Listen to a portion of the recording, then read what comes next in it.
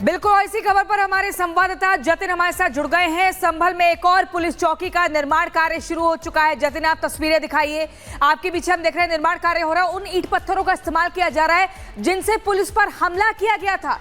ये वही जगह है क्या जहां से 3 महिला गिरफ्तार हुई थी? और क्या कुछ जानकारी तस्वीरों के जरिए दिखाइए और बताइए।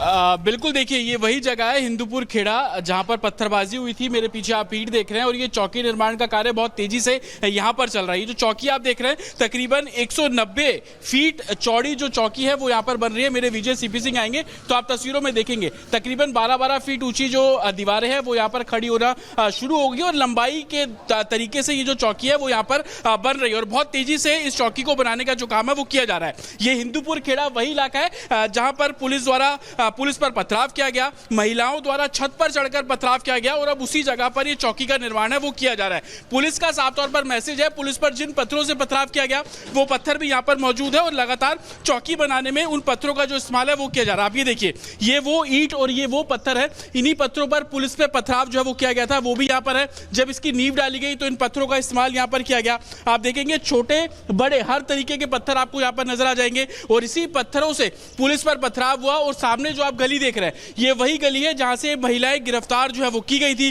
पुलिस पर फायरिंग यहां पर की गई। खुद एसपी के पैर में भी बुलेट के शेल्स जो है वो लगे थे, वो भी इंजर्ड हुए थे। वो सामने जो गली आप देख रहे हैं उसी गली में फायरिंग जो है वो की गई थी और अब उसी गली के ठीक सामने आप चौराहा देख रहे हैं, चौराहे के ठीक सामने ये हिंदूपुर खेड़ा जो चौकी है उसका निर्माण कार्य बहुत तेजी से यहां पर किया जा रहा है। इस चौकी के जरिए मैसेज देने की कोशिश, और हिंदूपुर खेड़ा इलाका इस लिहाज से भी संवेदनशील है क्योंकि दीपासराय इलाके से बिल्कुल सटा हुआ ये इलाका।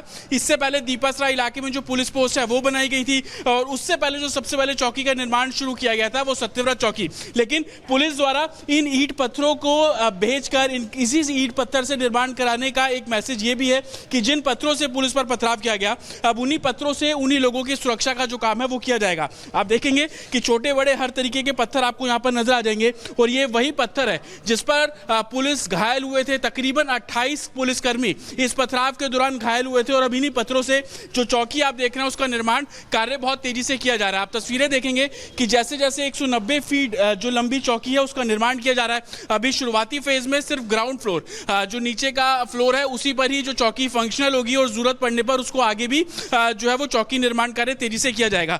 विजय सीपी सिंह अगर आगे आएंगे तो मैं वो चौक भी आपको दिखाता हूं। देखिए, ये वो चौक है। सामने जो आप गली देख रहे हैं, जो घर देख रहे हैं, ये वही घर है जहां से महिलाओं ने पत्थरबाजी की थी और 24 नवंबर को जब हिंसा हुई और उसकी तस्वीर हम लगातार अपने दर्शकों को उस समय से दिखा रहे हैं कि कैसे पुलिस बल पर पथराव जो है वो किया गया।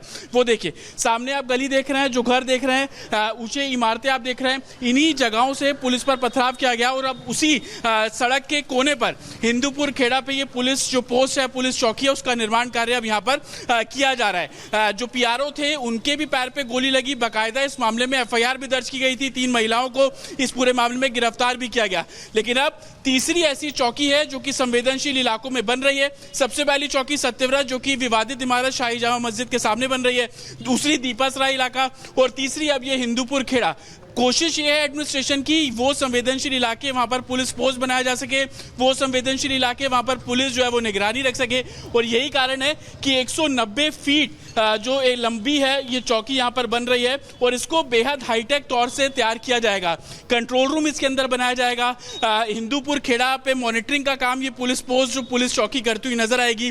जो सीसीटीवी कैमरे इंस्टॉल किए गए हैं उसकी निगरानी इस पुलिस चौकी से साफ तौर पर रखा जाएगा और ऐसी कोई सिचुएशन पड़ती है जहां पर पुलिस मूवमेंट बहुत जल्दी से हो सके तो उस पुलिस मूवमेंट की तर्ज पर भी ये चौकी को पूरे तरीके से तैयार किया जा रहा है। और आप देखेंगे तकरीबन 16 से 17 फीट चौड़ी ये चौकी है और 190 फीट लंबी ये पुलिस पोस्ट है और इस पर तेजी से काम किया जा रहा है और लगातार चाहे वो पुलिस चौकी हो, पुलिस पोस्ट हो, पत्थरों का वही इस्तेमाल किया जा रहा है जिसके जरिए पथराव किया गया, ताकि मैसेज ये कि आपकी सिक्योरिटी में उन्हीं पत्थरों का इस्तेमाल किया जा रहा है जिन पत्थरों के जरिए पुलिसकर्मी जो है वो घायल हुए थे। विजय, अगर आपको तस्वीरें यहाँ पर दिखाएंगे तो आप देखेंगे बहुत तेजी से काम किया जा रहा है। पहले पीछे की दीवारें जो है वो खड़ी की गई, अब फ्रंट जो काम है वो यहाँ पर तेजी से करता हुआ एडमिनिस्ट्रेशन नजर आ रहा है। एडमिनिस्ट्रेशन का साफ तौर पर कहना है कि पूरे संभल में 38 ऐसी जगह चिन्हित की गई हैं जिनमें पुलिस पोस्ट और पुलिस चौकी का जो निर्माण कार्य है वो यहां पर किया जा रहा है, जिसमें से कुछ चौकियों का काम बहुत तेजी से शुरू किया जा रहा है। पहली प्रेफरेंस एडमिनिस्ट्रेशन की यही है कि इस पूरे मामले में जो भी संवेदनशील इलाके हैं संभल के, उनको साफ तौर पर कवर किया जाएगा। पहली प्रेफरेंस इस बात को भी रखी गई है कि जहां पर हिंसा सबसे ज्यादा भड़की थी उस एरिया को कवर किया जा रहा है, ताकि लॉ एंड ऑर्डर सिचुएशन को देखते और आने वाले दिनों में, क्योंकि मामला कोर्ट में भी लंबित है, कोर्ट में जिस तरीके से सुनवाई होगी संभल और भी चैलेंजिंग होता हुआ नजर आएगा।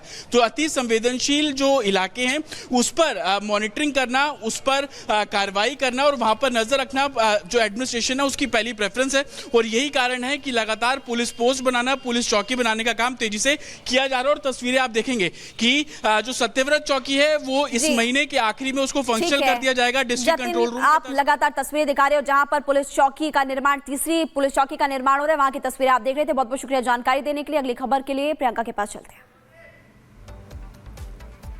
और इसी बीच चलिए अब आपको बताएंगे कि संभल में सनातनी होली और ऐसे में क्या कुछ इंतजाम है, किस तरह की तैयारियां हैं, वो आपको दिखाएंगे।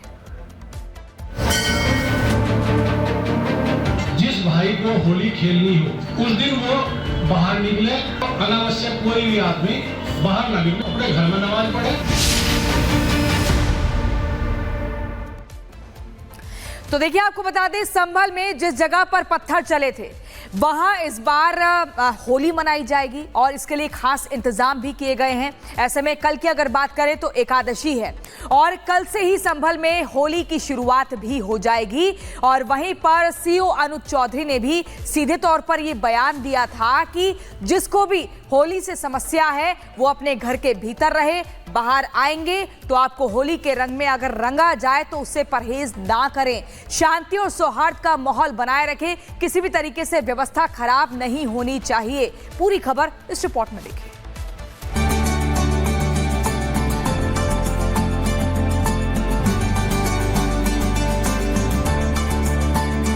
46 साल बाद संभल में होली धूमधाम से होने जा रही है।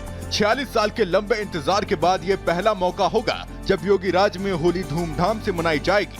बेखौफ होली खेलने के लिए लोग उत्सुक हैं। तो संभल के सीओ अनुज चौधरी के बयान पर मचे सियासी घमासान को लेकर सीएम योगी ने भी उनका समर्थन कर दिया है। सीएम योगी आदित्यनाथ ने कहा कि होली के मौके पर हिंदुओं की भावनाओं का सम्मान होना चाहिए। जुमा तो हर शुक्रवार को आता है, लेकिन होली साल में एक बार आती है। संभल प्रशासन ने प्यार से समझाया है कि होली होने दो, बाद में जुमे की नमाज होगी। सीएम योगी कहते हैं कि जुमा 52 बार आता है, इसलिए मस्जिद में होने वाली सार्वजनिक नमाज होली वाले दिन स्थगित भी हो सकती है। जुमे की नमाज बाध्यकारी नहीं है कि होना ही होना है। सीएम योगी ने कहा कि नमाज अदा करनी है तो घर में ही नमाज अदा की जा सकती है, फिर भी अगर मस्जिद में जाकर ही नमाज पढ़ना है तो रंग से परहेज न करें। सीएम योगी ने अनुज चौधरी के बयान का समर्थन करते हुए कहा कि हमारी पुलिस अधिकारी ने यही बात समझाई। अनुज चौधरी पहलवान हैं, अर्जुन अवार्डी रहे हैं, पूर्व ओलंपियन हैं, इसलिए पहलवान की तरह बोला तो कुछ लोगों को बुरा लगा होगा, लेकिन सच यही है और सच्चाई को स्वीकार करना चाहिए।